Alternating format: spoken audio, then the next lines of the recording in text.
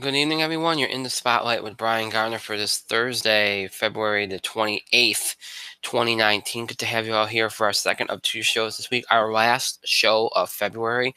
Hard to believe it's flying by. That's what happens. I say this all the time.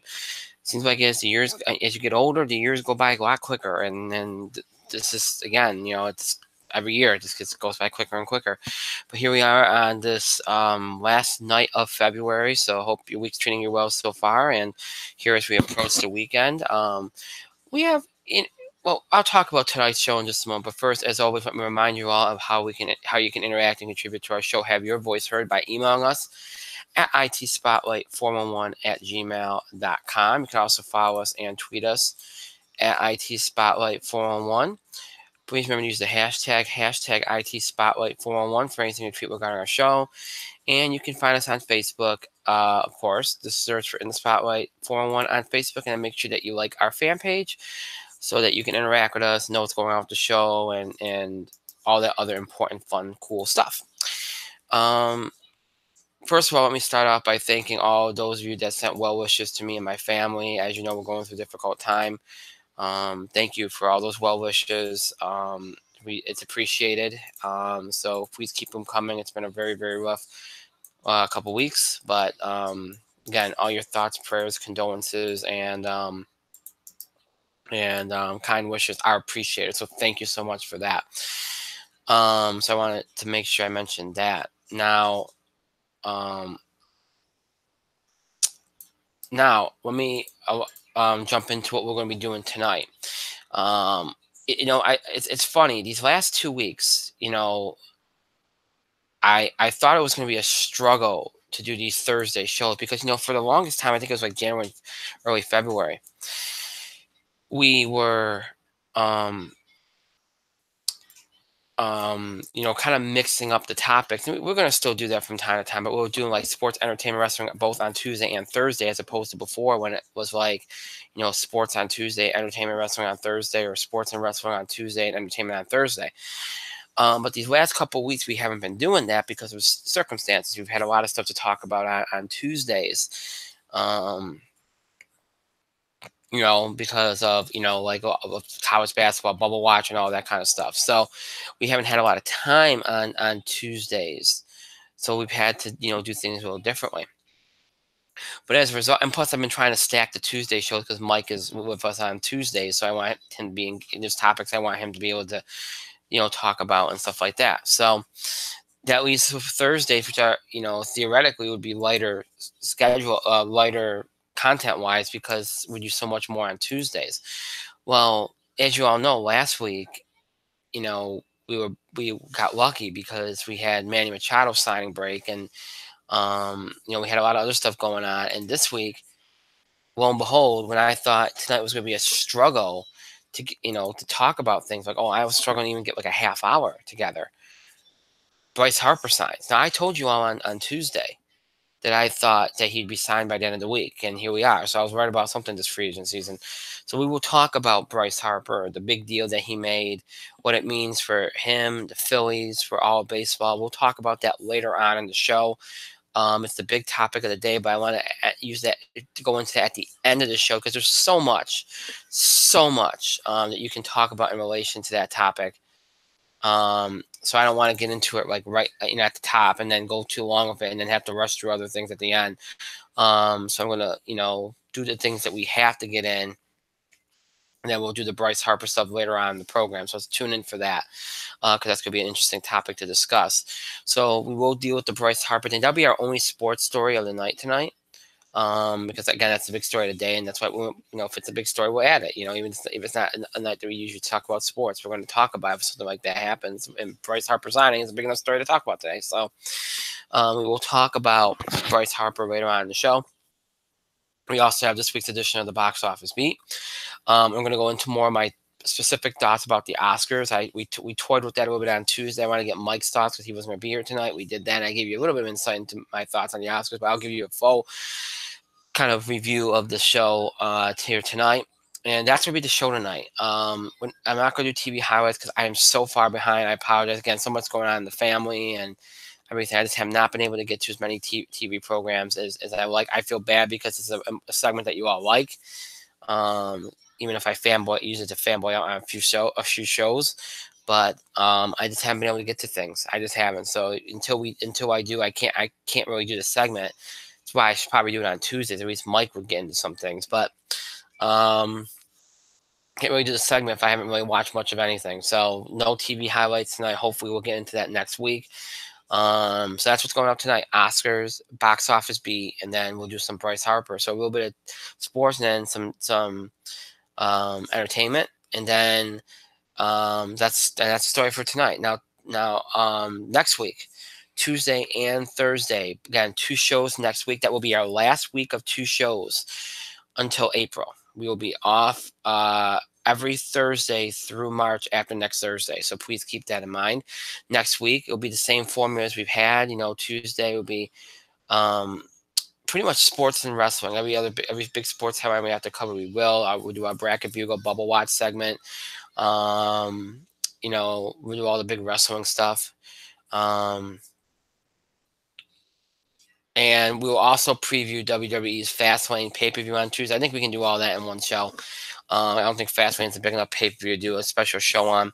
And then next Thursday, entertainment, box office beat, hopefully TV highlights, anything we can't get to on Tuesday because we're going to have to do the pay-per-view preview on Tuesday.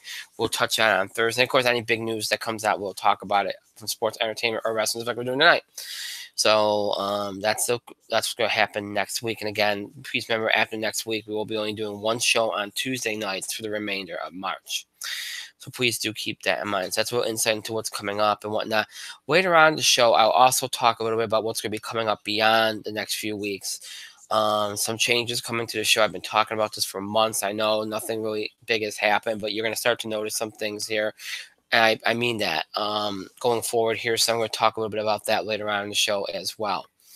Okay, and another thing real quick. We also want to extend our well wishes to Luke Perry, the former 90210 star and Riverdale star, suffered a massive stroke today. There has been very little word on it. There's been all kinds of speculation, but obviously, if you suffer a massive stroke, it's a pretty bad situation. We wish him the best, and we hope that he'll make a complete. We hope and pray that he'll make a complete recovery and that he'll be okay. And we pray for his family, loved ones, and fans during this time. Obviously, just a sad, sad story, and hopefully he'll make it through this. Got a very difficult situation. Luke Perry suffering a massive stroke. We hope that he will, again, hope and pray that he'll be okay and make a full recovery and get well soon. So I just wanted to make note of that too, because that was a big story today as well. And so we hope he gets well soon. And now we move on to far more trivial matters and talking about things like box office numbers and Oscars and things like that. So, we have a show, we'll move on, but obviously health and things like that are far more important. So, let's start off with the box office beat. And we've been talking a lot about the box office and how things have been, aside from Glass, things have not been good for the box office in early 2019. It's Hollywood was really looking for a savior, and pretty much, they know Captain Marvel's coming. That's going to be the savior, but they also had a movie coming out this weekend, How to Train Your Dragon 3, that could potentially help start the process of bringing the box office up. And they thought, I think, Hollywood thought that between Glass, Lego Movie, and How to Train Your Dragon, that they could have enough to keep things going until Captain Marvel in March. But obviously, Glass has done very well, but Lego Movie underperformed, and that kind of set things back and made things difficult. But How to Train Your Dragon 3 has more than done its share and did something that the box office desperately needed. It exceeded expectations. The highest opening weekend of the franchise, which we figured would be with this being the last movie, a $55 million opening. It's a very good opening for a February weekend. Again, at the back end of winter break. But I always say this, The back edge of winter break is a tough, like it's like the back edge of spring break. It's a tough period for a movie because if people are traveling, they're usually on their way home. There's other people are trying to fit in everything they can before they go back to school and everything. So it's not easy for a movie to do well that weekend. So it's not like the first weekend of the winter break. So the fact that it did this well is very, very good. Um, it's going to have major legs because it is the last in the franchise. It already made $283.1 million out of $129 million budget, so it's well on its way. It's doing its thing. So Hollywood finally gets something to go, and it's go right for it. So this is it's good for Hollywood because this How to Train Your Dragon will keep things going this weekend and get kind of stave things off until Captain Marvel next week, and then things will pick up, and then I think they'll figure they'll be okay for a while. But yeah, very good job for How to Train Your Dragon. It did what it needed to do. Unfortunately, that was the only true success story at the box office last weekend. Alita Battle Angel continued to struggle. It dropped from first to second, 12.3 million, a 56% drop up, which you figured, but still, it's hard for the box office. Again, that movie very much a struggle, very much a flop, which I thought it would be, and it has been. It has been so. Um, the Lego Movie 2, the second part, dropped from second to third, 9.6 million, 53% drop off in its third week. It has underperformed, but hey, it's still a strong enough brand, and they're still going to keep going with these movies.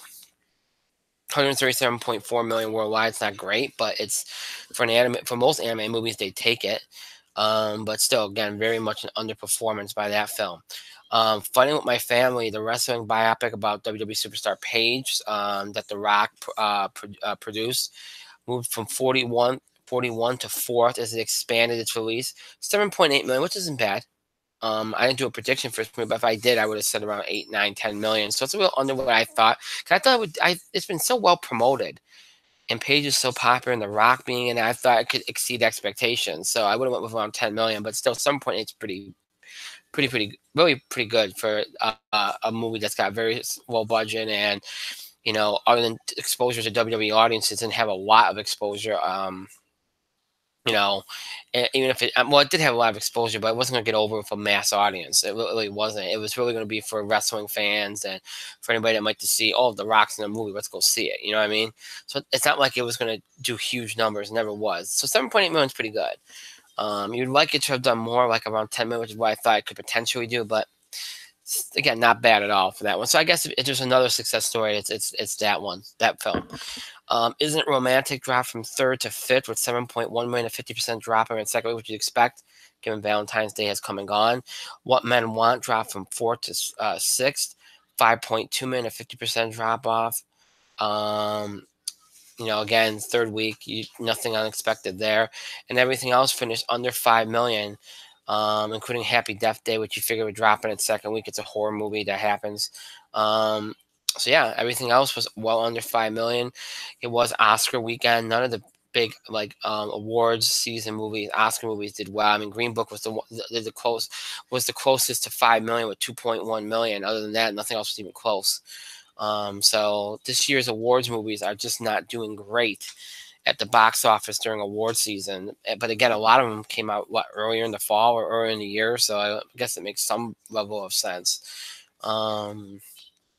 It's funny because this year's Best Picture nominees collectively, had more movies that had done well at the box office than previous years, and yet during award season, you barely see any of these award season movies, kind of holding on and doing pretty well at the box office during award season.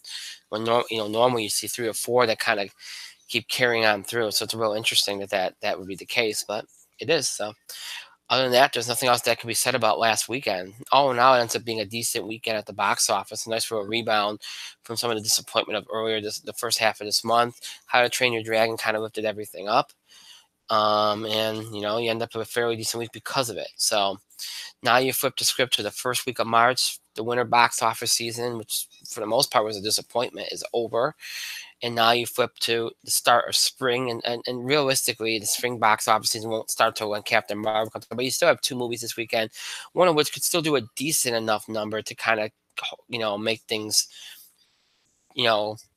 solid enough, especially if How to Train Your Dragon holds up like people thought. So you got two new releases this weekend. The first release is Tyra Perry's Medea Family Funeral, which will be from Lionsgate, a comedy opening in 2,442 theaters, directed, written, and starring Tyra Perry. PG-13. Tyra Perry is saying it is the last of the franchise, so that might help it make a little bit more money. Obviously, the Tyra Perry franchise has done very, very well, so there will be an audience here. I don't see it being huge. I could see about 12 to 15 million, but that would be pretty good for a nice second place type movie for the first week of March. So I think the studio's box office would take that. The second release this weekend is a film called Greta, a drama thriller from Focus Features, opening in 2,409 theaters, starring Chloe Moretz. Um, Not a whole lot R-rated, so that's not going to help it. It's going to make it very limited and accessible. Not a whole lot of talk about this movie. There's been a little bit of promotion recently, but not nearly enough. And look, I like Chloe Moretz. You all know that if you've been listening or watching the show. She's one of my favorite young actresses, young actors. Um, but she is not a name. There was a point where I thought she could be, but she hasn't really picked her projects very well. So, you know, so I don't really see this. If this movie makes about 8-9 million, that would be, to me, that would be amazing. I don't see it. I'm going more with around 7.5, maybe a little under that. But if it did better than that, then that would be a victory in and of itself. So those are only two new releases this weekend. So here's how I see this weekend going. How to Train Your Dragon 3 will repeat as number one. You figure no big vacations, school vacations or anything, and anime movies usually front loaded unless there's something special. And even though this is the last in the franchise, they'll hold it up a little bit better than expected. But still, these movies tend to drop down pretty good in their second weekend. So, 55 last weekend. I'm going to go for around 20-21 million for its second weekend. Good enough to take number one easily. Tyra Perry's Medea Family Funeral, I'm going to go with in second for around, I'll say about 13-14 million. Could be a little above that, but I don't think it'll do under that. Let's see. Third place, I'm going to go with Alita Battle Angel, 8 million.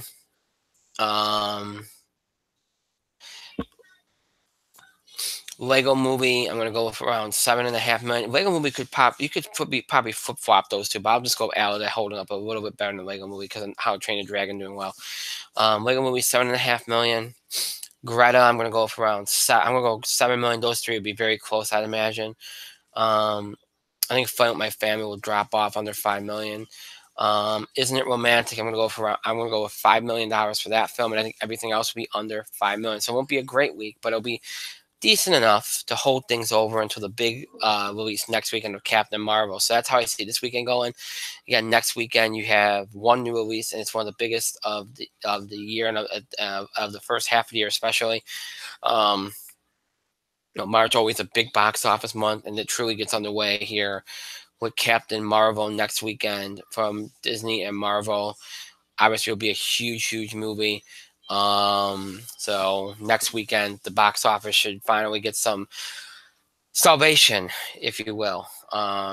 So we'll talk more about Captain Marvel and what it's going to do for the box office next week.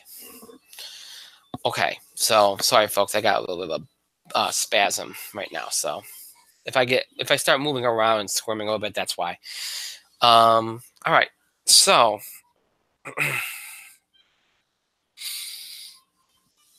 All right, so that's it for this week's box office beat.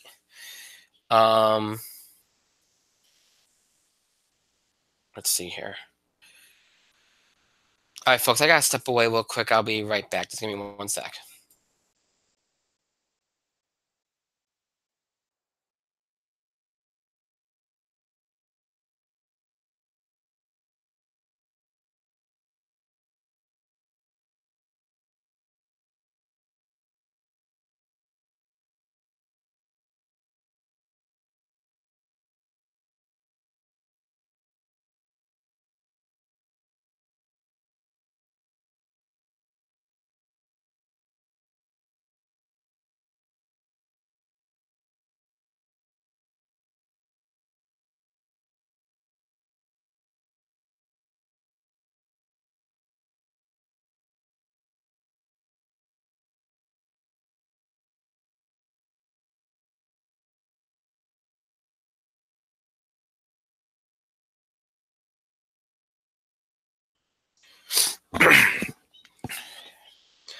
Sorry about that, folks. Like I said, I had a back spasm going on. And I thought I could sit here and handle it, but I couldn't. I had to get up and stretch and walk around. So I apologize for that. We got in live podcasting. Sometimes these things happen, but I'm okay now. So I was right.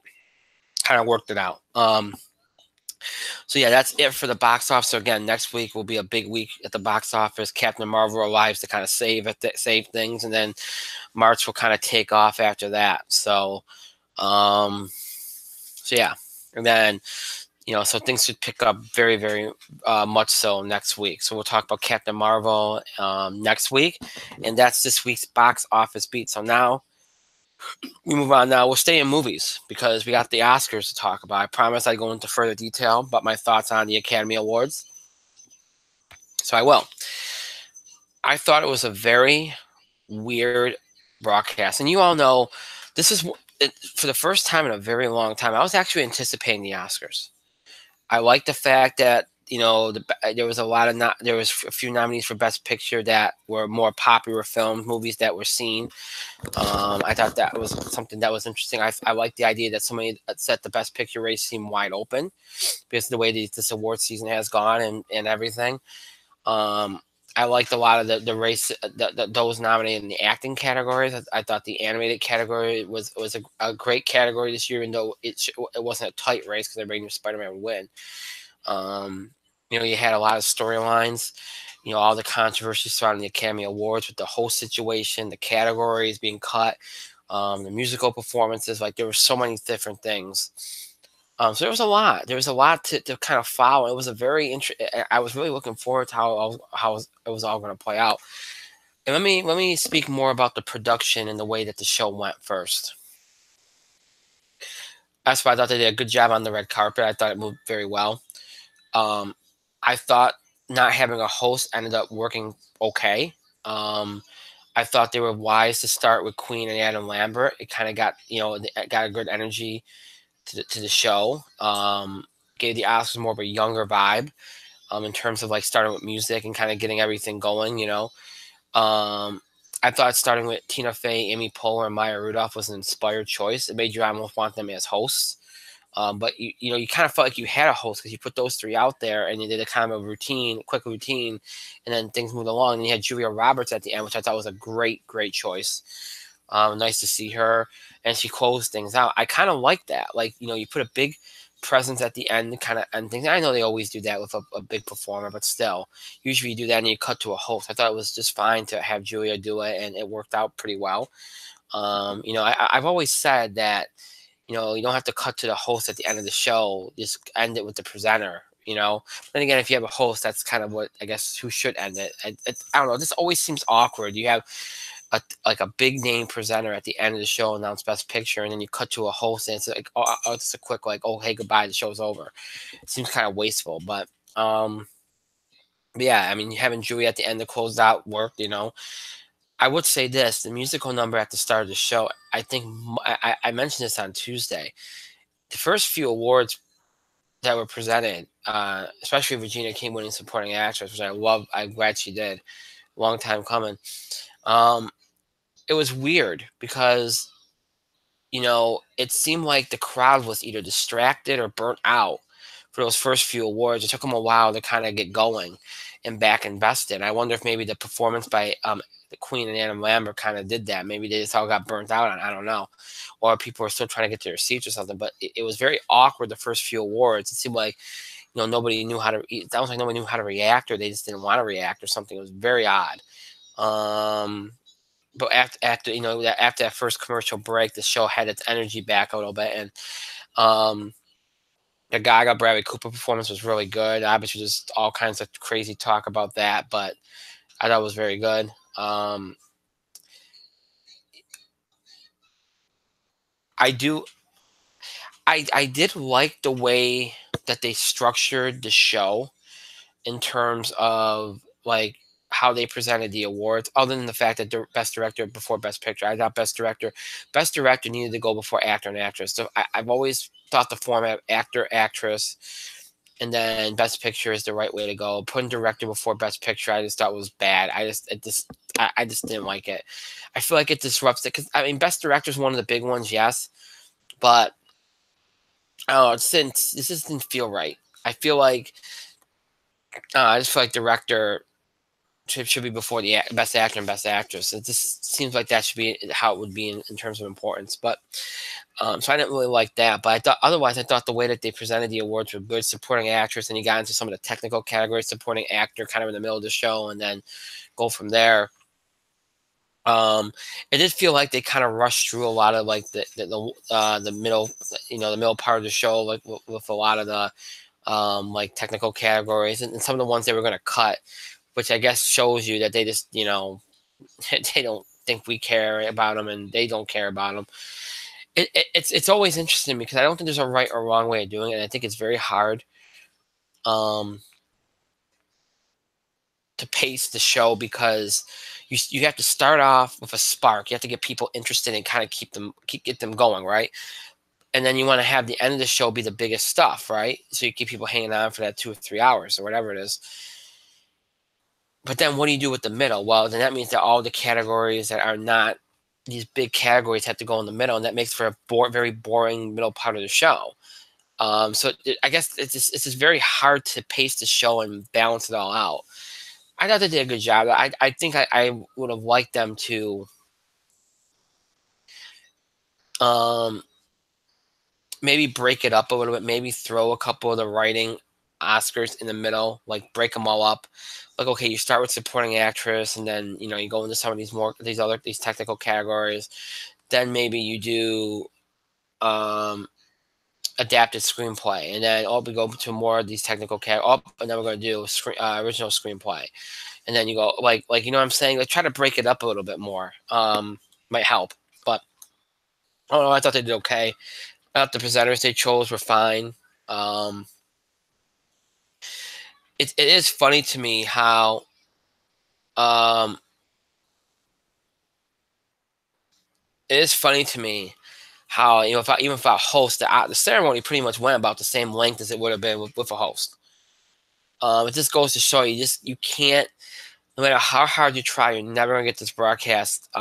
Even if they cut some of the awards from it, it still would have went probably around the same time because you got the acceptance speeches and so much else going on. It's just never gonna be a short show. You just can't do it. But so from a production standpoint, I thought a lot of the backdrops were nice. I thought the production was very good. As for the winners, Rami Malek, Masahiro Ali, Regina King, great winners. Spider-Man Into the Spider-Verse, great winner. Spike Lee winning was a great moment. I love the moment with Samuel L. Jackson joking about the Knicks winning and then joking with Spike about his win. Director was a given. We knew Alfonso would win. Olivia Colman was probably the shock of the night.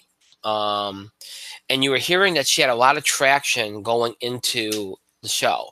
I just didn't think she had enough to overtake both Lady Gaga and Glenn Close. But when you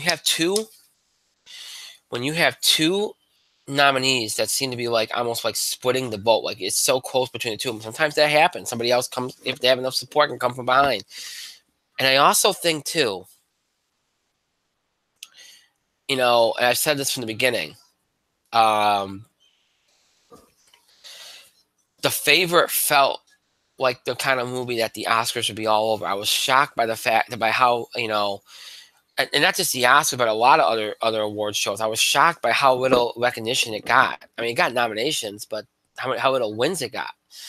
And when Olivia Colman won, I kind of thought The Favorite, it's kind of interesting how the evening went for me, because the way that it was building for a good part of the show, I actually thought Bohemian Rhapsody would somehow pull out. I never thought they had a chance.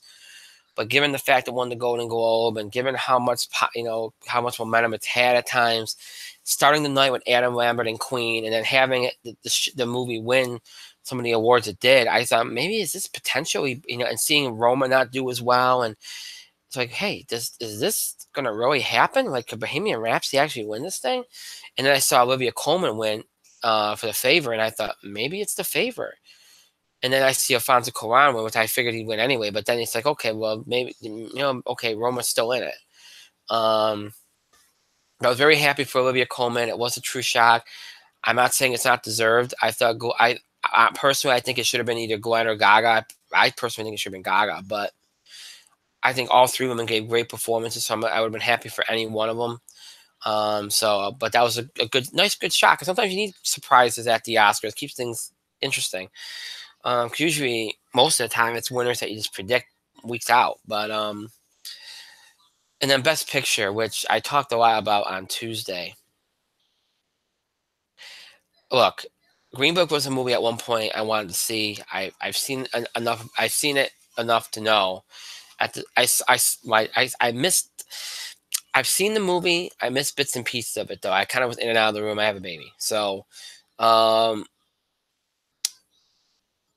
and it's got a lot of controversy around it. And look, if you look at the nominees for Best Picture this year, you could have nitpicked and you found major negatives on a lot of them. Okay, but Green Book had a lot of controversies, and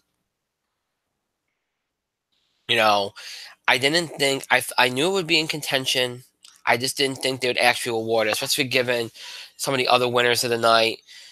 But they did, and it's going to go down as one of the worst ones they've ever awarded. It really is. It really is. But I think that it was one of those years. Actually, I shouldn't say one of those because it's been happening a lot lately. Where it seemed like it was very hard to find a choice that people weren't going to be angry about. It seemed like no matter what whoever won, a good amount of people were not going to be happy. So I don't really know what the answer was to winning Best Picture, but I don't know Greenberg. I think Greenberg was probably one of the worst choices you could have made, and even the speech backed that up because you give. And I like Viggo Mortensen, but you gave Viggo credit, but you don't give the guy that won the Oscar, Masahiro Ali, credit. I mean, it kind of gets tossed in at the end, but come on. The whole speech left you uneasy about the whole thing. And you kind of left a bad taste in your mouth, especially given the controversy surrounding the movie. So I don't think that was a good choice. Obviously, if you read the articles about the Oscars the day after, Spike Lee was not happy about it. It just, I don't know, this Green Book winning, given some of the other winners and given the tone of the night, just seemed like a bad choice. I think it would have been a bad choice anyway, but given how the rest of the night went, it made it stand out even worse than usual. So, outside of Green Book, though, I thought the winners for the most part were fine. I thought the production was fine. Overall, it ends up being fine, but and fairly decent, but also weird. Like again, it got off to kind of an awkward start once things got going, and then you just wondering how, and then the show kind of just the pace was weird because of the all the less popular categories. But that happens every year, so I shouldn't say that's out of the ordinary. But then the Green Book went at the end, which just didn't feel like you saw that coming. You felt like it was almost building up to Bohemian Rhapsody or The Favorite for some reason. And again, I thought The Favorite was one of those movies that could potentially win. I didn't think Bohemian Rhapsody could. So I was shocked to hear Green Book. So got off to a weird start, ended on a weird note. A couple surprises here and there. Overall, it wasn't bad. It wasn't great. Not sure it would ever be great, but it wasn't bad. So, a couple days ago, I thought I was going to let loose an epic rant about it, but I realized that there's nothing to be really that mad about because for the most part, the winners are fine. The production wasn't bad. It's just some weirdness and some things that you don't agree with, but that's gonna happen with every award show. So but it is what it is.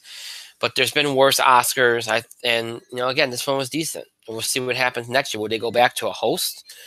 I would imagine they would because there wasn't much difference in terms of time. But and we'll see if they continue to tweak the rules and make further changes. And I think you're seeing the changes reflected on these awards. I do think that. I think there's some noticeable changes. You're obviously seeing more movies that are popular be nominated. I think you're seeing it in the acting races, some diversity. So I mean, I do think we're heading in the right direction.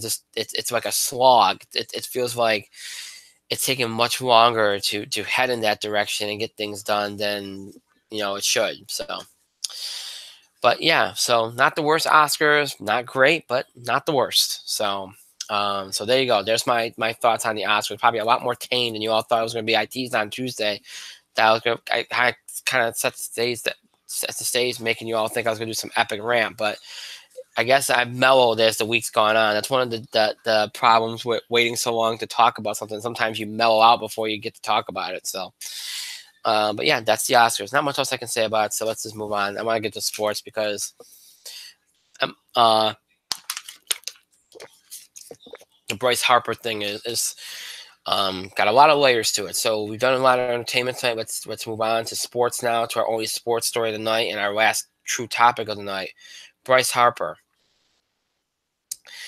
I said he'd sign by the end of the week, especially since Manny signed last week. And lo and behold, he did. You've been hearing for weeks that the Phillies were the team, probably that'd get it done. And then especially after Manny Machado signed, if the Phillies were going to spend that stupid money they keep talking about, well, they're going to be desperate because they didn't want to come out of this whole offseason with egg on their face after making all these proclamations. And you only have one player to go after now, not two. So you figure you can throw more money at them. And they did. Maybe not as much as we all thought they would, but they did. And we've been hearing since Sunday that something might be imminent, but then the Dodgers jumped in. There was rumors about the Yankees, but apparently the Yankees never jumped in. The Giants were still a thing.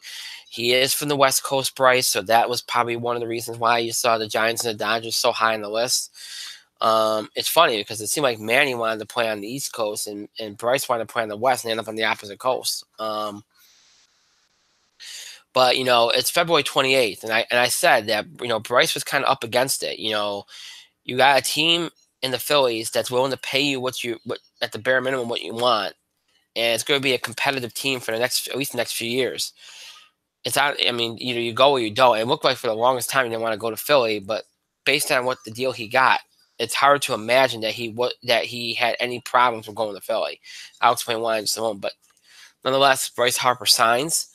10 years, $330 million. No, I'm sorry, not 10 years, 13 years and $330 million. So kind of similar to Giancarlo Stanton in that exceeds the $10 million, the 10-year deals that, that you usually like what you think of as the max in terms of years. Kind of like a Giancarlo Stanton contract, So he signs with the Phillies. Does not take a shorter deal with the Dodgers or somebody else, which is shocking because I thought that might be where it's leaning, but that's because I operate on the basis of the idea that he didn't want to go to Philly because what was taking him so long? Philly's been in on him since the beginning. So maybe we'll find out a little bit when he signs at the press conference, but I'm gonna be very curious to see why he took so long to sign here because if you look at the deal, there's a no trade clause, okay. There's no deferred money. There's no opt-outs. So the only way out of this is for the team to trade him. He has to accept the trade. And the average annual value is not what some of these other guys are. I mean, guys like Zach Greinke have a higher average annual value per year. So, Boras is going to – Bryce's agent, Scott Boras, all know how he operates. It's going to twist this to make it seem like, oh, this is some great victory. This is exactly what we wanted. We got 13 years and he's getting $330 million. It's the highest total amount to given to an athlete in North America. So they're going to spin it like this is exactly what we wanted. But realistically, it wasn't just about the years and the total. It was about how much that average annual value was, how much this guy's going to get per year. You think around what Stanton got, which is $25 million. Manny Machado's getting more than that. So, they could say what they want, but they didn't totally get what they wanted here. But maybe Bryce did. He gets $330 million, 13 years. He gets security to almost age 40. He gets to play for a team that probably for the next 4 or 5 years, most of the first half of the contract, is going to be competitive. They got good young players. They've done a lot this offseason.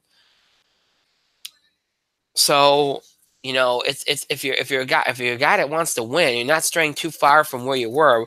You're staying in the same division, the NL East, and you played in Washington. You're not going too far away from where you played. And even though it seemed like you wanted to be on the West Coast, and that's where you wanted to be, hey, you end up still in a pretty decent situation. I understand Philadelphia fans can be real rough, but he seems like a tough as nails guy, Bryce. I think he'll handle it just fine. And again, based on the deal that he got, no opt outs, no deferred money, no trade. This is not the kind of deal you give to somebody that doesn't really want to play there. Because if he was unsure about playing there, he would have made sure that there was an opt out. It's like Manny Machado did. Even though he says, "Oh, I want to play in San Diego." Well, he's got an opt out after 5 years. When a player gets an opt out in the deal, it usually means that, hey, I'm unsure about this. Let me try it and see what happens. Bryce didn't do that, which tells me that it wasn't about the fact he didn't want to play in Philly. It was about making sure he exhausted all his options because maybe he would have preferred to be on the West Coast. That's once he knew the Yankees weren't on him. Maybe preferred to be on the West Coast, but you know what? The offers weren't there, and he was open to the Phillies. He didn't mind playing for the Phillies. They gave him the money, they gave him the years, and that made it easy. Maybe that's what it was all these weeks, was just making sure that one of those other teams still in it wasn't going to come up with a deal similar to what Philly did. And again, we all said that these two agents, Lozano and Boris, with their clients, were kind of waiting each other out to see which one signed first. One wanted to blink. Manny Machado finally was the one that did because he just didn't think he could get a better deal than what the Padres gave him. And then, again, a week later, Boris and Harper finally signed, knowing that, hey, we're going to be able to exceed this. And that's really what it was about. Remember, like I said, it was who's going to blink first. And as soon as that one blinks, well, then, the other party is going to, make up their mind and try to exceed what was done before, because that's what they want. They want that title. They want to be have that best contract. They want that. So, so again, I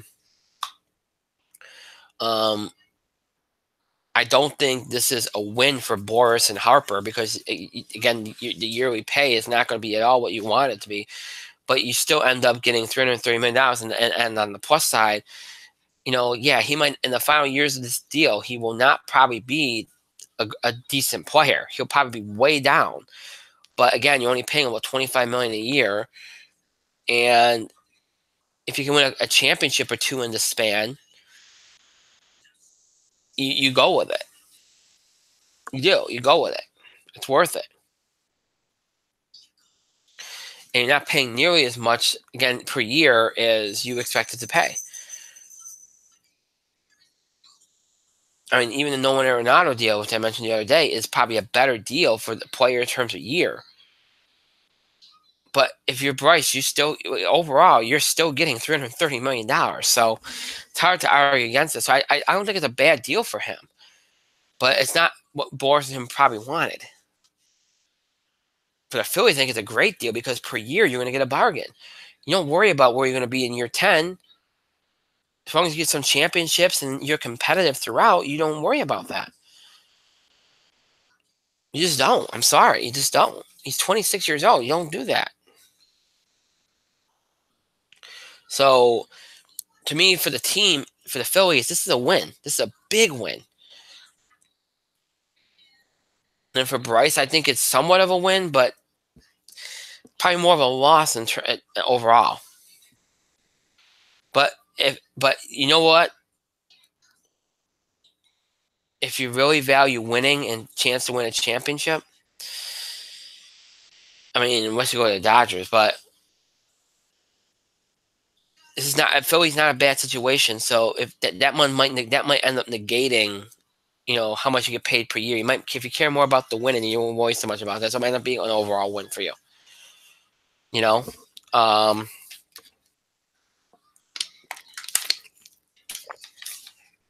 So I guess it depends how you look at it.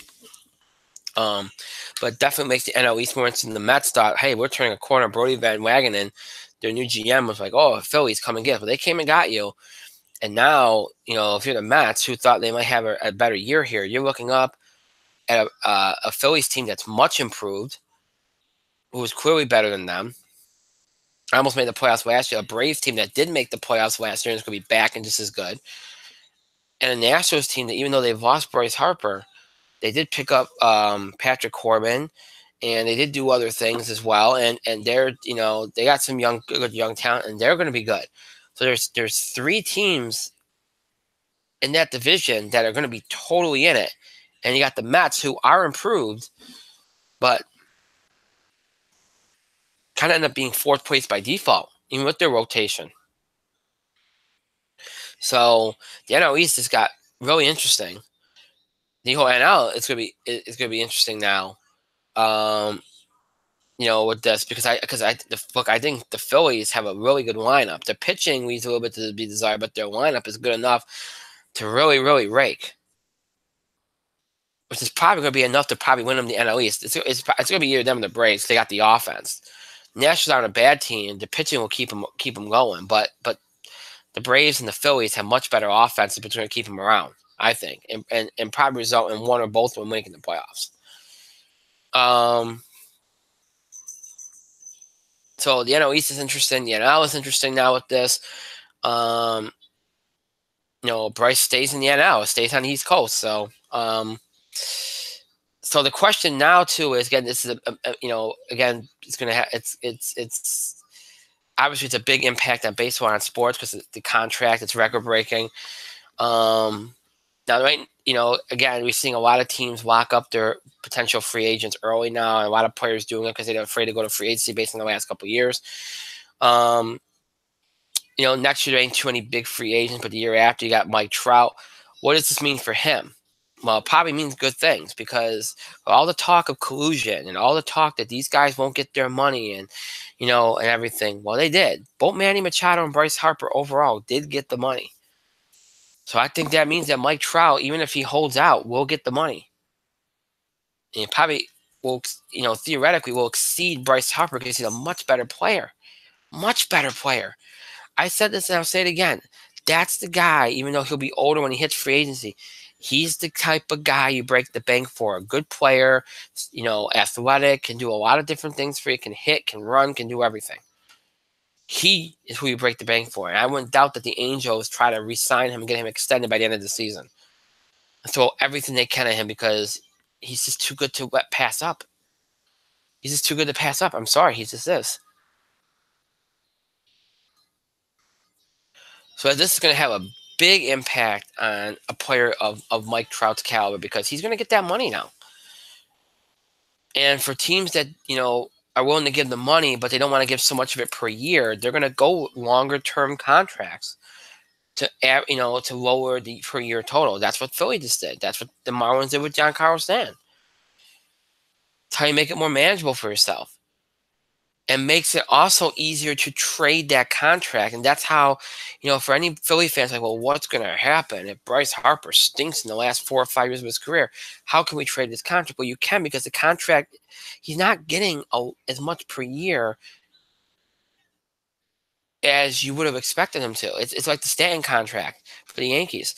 You're not paying this guy what really what you truly thought he'd get on the open market, like Manny Machado got.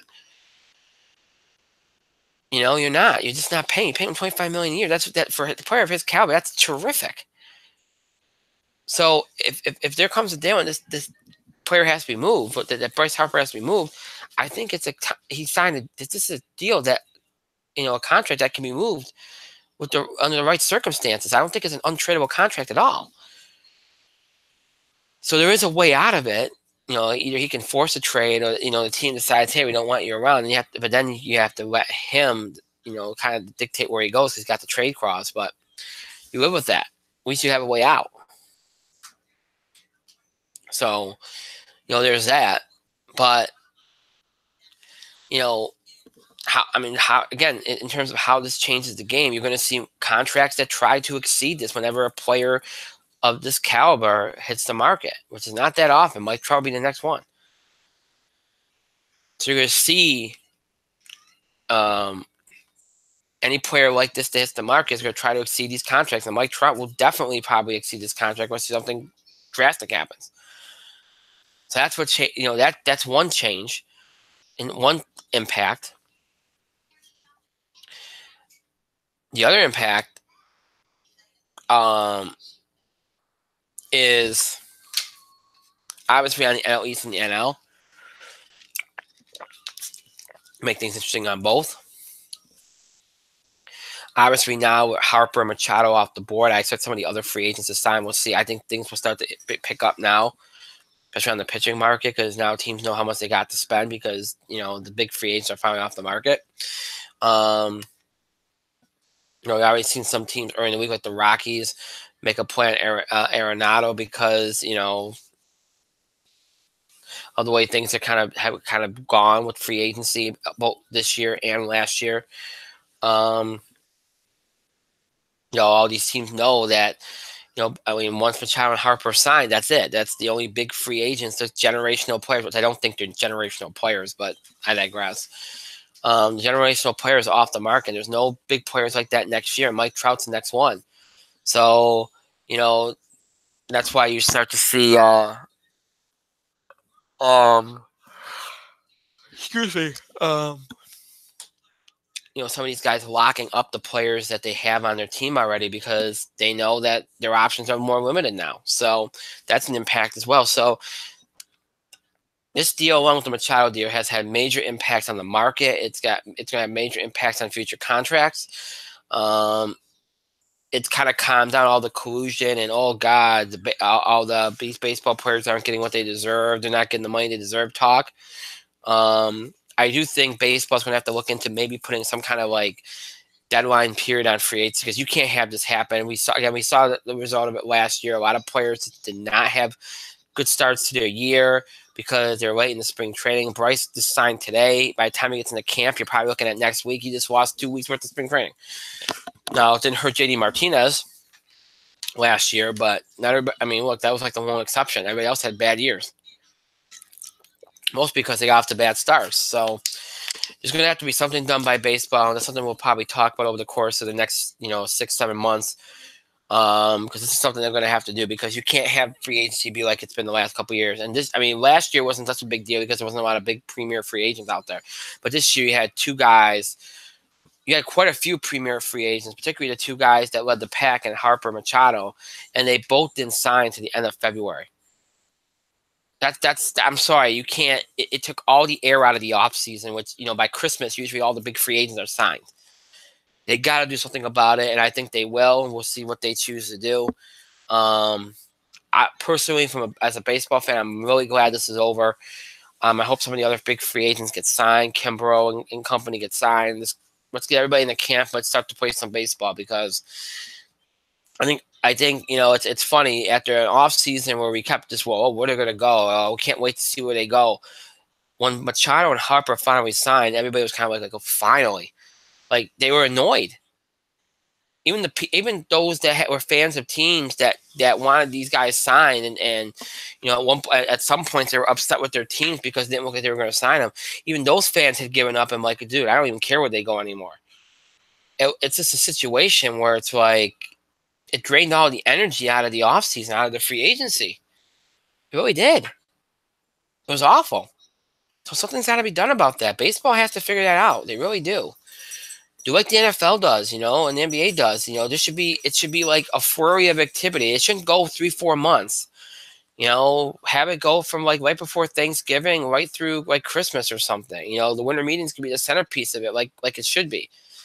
That's the way I would do it, but we'll see what they figure out. But Bryce Harper now, a Philadelphia Philly, the highest contract in sports history in North America. Again, the average annual value is not, but the overall amount of money is. So big day for Bryce Harper and the Phillies, and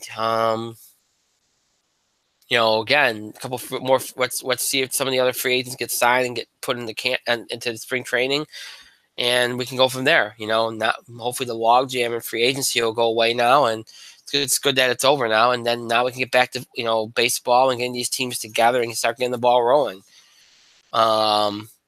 But wow, I mean, who would have thought that Machado and Harper would take this long to sign? Good Lord. But they got their money. So all those players that were complaining and whining about, oh, God, these guys aren't getting their money. Well, shut up. They got their money, see?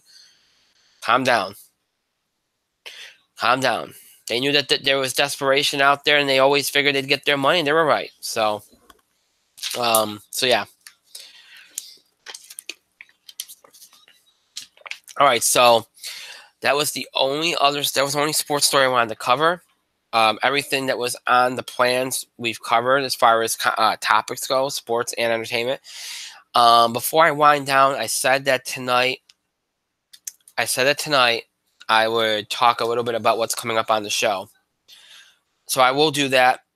Sorry about that. Okay.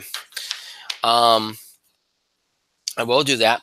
I won't go into too much detail, but just kind of a couple ideas about what's coming up.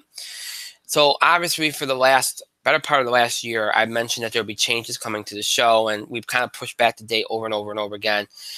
One of the big reasons why is because we're trying to figure out the co-host situation for the show. As you all know, I only have my co-host Mike once a week, and for a time I didn't have any co-hosts. With his work schedule, it's very, very hard to have him more than what we have him. We're trying to work something out where we can kind of work around it, but we'll have to wait and see. We're also thinking about going to a 3-host kind of format. I mean, the idea would be to try to have at least 2 hosts per show, but if we have 3, and that third host can rotate, maybe we have a couple people and we just kind of rotate the hosts. If we have 3, then if somebody can't make it or if there's an issue, you're always going to have 2. So, I don't. Again, we're working on that. I'm trying to see who I have available to, do that. But here's the other thing. One of the things that we've been trying to do is we want to have more content, and in order to do that, we have to expand, and that means doing more than 2 shows a week. I don't know how I would do that. I don't know. I would do work during the day, and any potential co-hosts I have work during the day. So I don't know quite. That's something that we've been really. Every time we think we have it narrowed down, something happens and it kind of throws everything in flux. The other thing, and you all know this, those of you that have been listening or watching for years now, it's gotten hard for us to start the shows on time. We're constantly late. There's things going on. So we're trying to navigate and trying to figure out how to do this show in a professional manner, in a timely manner, and to really just, work everything out. It's been hard, and we've been trying to do that for the last couple months. So, so this is all part of it's all what we've been thinking about. So here's what we know.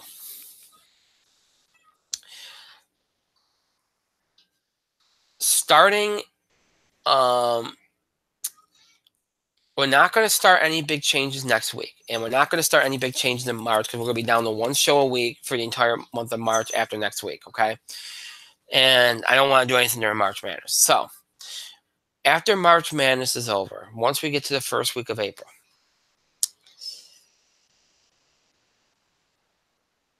once we get there, we will start changing things up a little bit. We're going to try, I'm going to try to set it up where for a 2-week period, we kind of have what I like to call experiment shows, okay? Where we kind of try to do some different things, to kind of prime everybody for what things are going to be like once we initiate and do everything we want to do. I've done this before where we kind of changed the format up and changed the structure up and everything, but we haven't stuck to it. But we will stick to it after that, at that point. We'll try that for about a week or 2 and see what the feedback is, and then, go from there. Hope by that point, I think we'll have a lot of things worked out. So, we'll be in a position to implement what we have to implement. Now, I mentioned moving to a different host. I mentioned a lot of different things. We're not close to that yet.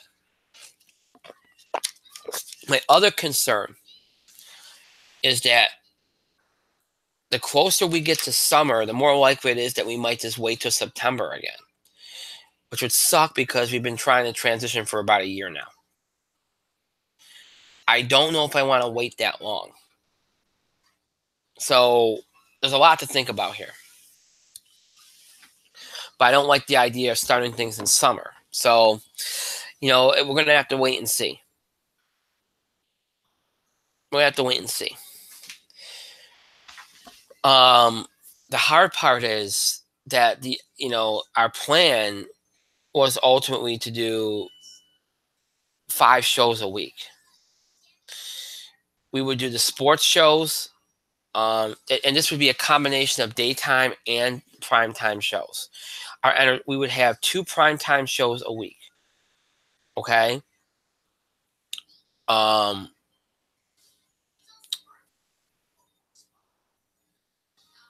One of those shows would be our entertainment show, which will cover all the big entertainment content that we cover usually. And then another of those shows would kind of be like a sport. Would just be a sports show. They're each gonna be different though. See, that's the thing.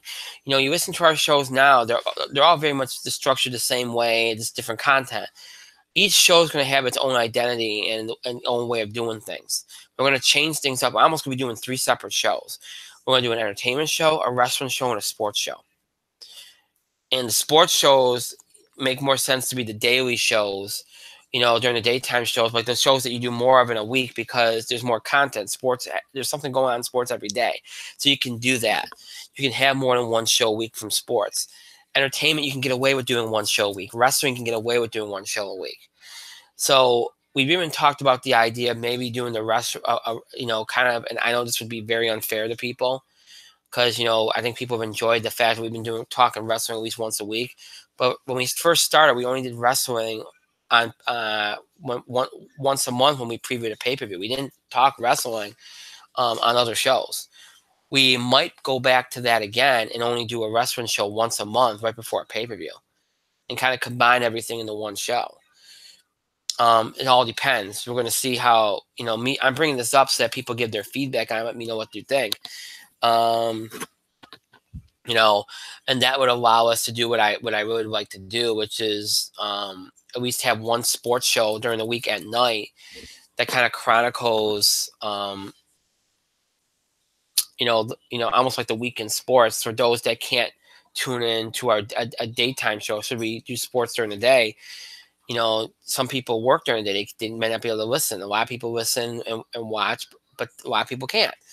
So I don't want, there's going to be a whole bunch of the audience that might want to hear our thoughts on certain sports things that just can't. So if we offer at least 1 primetime show a week that's sports related, we can kind of review all that and do that during that 1 show and give people, those fans, something to kind of hang their hat on a little bit. So there's a lot. So generally speaking, we would be looking at 3 shows a week that are sports related that would probably be during the day, and then 2 shows at night. One will be entertainment guaranteed, and the other could either be a wrestling show once a week or a sports show once a week. And if it's a sports show, then we'll do 1 wrestling show a month to preview pay-per-views and kind of combine everything into 1 wrestling show. If it's not a sports related one, then it'll be a wrestling show, and then you'll get a wrestling show once a week. So feel free to let me know your feedback. Let me know what you think. One thing we're going to do after March is, even though we don't have access to ads and stuff while we're on here, you've already seen me do this a couple of times when I have to step away. We're going to take breaks during the show. It's especially when I'm by myself. It's very hard for me, when you listen, having a daughter and having things going on in the house. Sometimes I have to step away, as you saw tonight. So it's very hard, especially when I'm by myself. So I think what I'm going to do is, and this is in preparation for when we move to different hosts and everything. I know it's going to be annoying because when I step away, the screen pretty much goes black. Unfortunately, there's no other way to do it. So we're going to start having there are going to be commercials about being commercials because there ain't no commercials to air. But it'll be like 3-4 minute kind of breaks for, in the action to kind of, if I have to go do something, I can go do something. And, also kind of breaks things up for sometimes it's hard to transition to a different topic. So this will allow me to do that. Say, if I'm going to transition to something else, I can go, oh, we're going to go to a break. We'll be right back. That kind of thing. So that's something that we're going to try doing even on this setup once after March. So be on the lookout for that. So, and again, once we get going with these changes, each show that we do is going to have its, like I said, the sports show have its own identity, the entertainment show have its own identity, the wrestling show have its own identity. So appealing to all our audience groups, and then giving them each something to chew on. And each show is going to have its own segments. We already have a few, I mean, you all know we have segments. We don't make a big deal out of them. We're going to try to make a big deal out of them. Give them each their own music and all that kind of stuff. We're going to have some fun. We're going to try to be more professional. That's what we're going to try to do. But like, entertainment, we have the box office beat, we have TV highlights. We'll try to come up with different names for certain topics that are kind of bland. Like TV highlights is boring. Let's see if we can come up with something else. Box office beat we'll probably keep. Like on our sports show, college basketball bubble watch, we had the bracket bugle.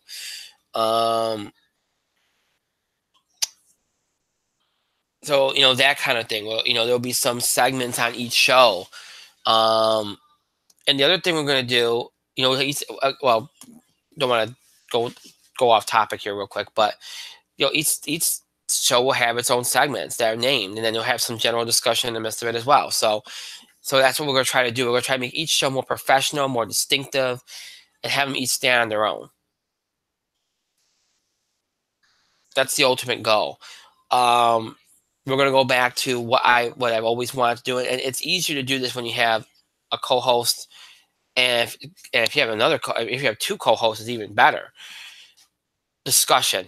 When we first started, this was easy to do, and then I feel like we got so consumed, and we still are, with making sure we talk about what we feel we have to talk about, whether the audience tells us that they want us to talk about certain things, or we decide we want to talk about certain things. It should be like a dialogue. It should be a conversation. And it could be an argument. It could be heated, but it should feel like that. It shouldn't feel like bullet points and almost like you're doing like a presentation in a classroom. And that's sometimes what it feels like. It needs to be more natural, more authentic. So hopefully that's something we'll be able to bring to you once we get the co-host situation worked out, and that we can have an actual conversation, and you all can chime in as well. But I think that's what people want. It's more entertaining. It's more illuminating. It's better to listen to and watch. So that's the biggest change. That's what it's not really a change as much as it's going back to our roots and going back to what we really want. We keep saying we want to do this, but it never seems to materialize. I think a big reason why is because we don't always have a co-host, and we don't always adhere to, because we just feel we feel like we're boxed into a corner. We always want to get things done.